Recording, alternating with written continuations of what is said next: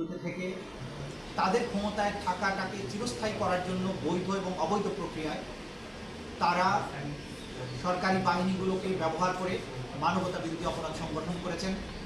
প্রধানমন্ত্রী যিনি সেই সময় ছিলেন, তার সরাসরি নির্দেশে তার নিচের লেভেলের স্বরাষ্ট্রমন্ত্রী, পুলিশের আইজিপি, বিভিন্ন পর্যায়ের আইন শৃঙ্খলা রক্ষাকারী বাহিনীর কর্মকর্তা, বিভিন্ন বাহিনীর কিছু অফিসার, কিছু সিভিল সার্ভেন্ট, এরা এই অপরাধ সংগঠনে সরাসরি প্ল্যানিং, প্রিপারেশন, অর্ডার এবং সরাসরি সম্পৃক্ততার মাধ্যমে তাদের সম্পৃক্ততা এখানে আমাদের তদন্তে আমরা পেয়েছি।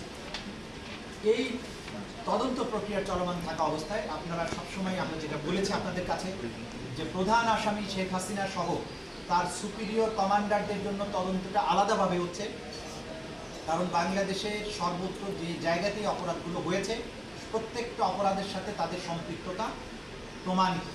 সে কারণে তাদেরকে কমান্ড এবং সুপিরিয়র রেসপন্সিবিলিটির দায়ে আলাদাভাবে তদন্ত রিপোর্ট দাখিলের প্রক্রিয়া চলমান আছে, যেটা খুব সহজা আমরা আপনাদের সঙ্গে প্লেস করব। আজকে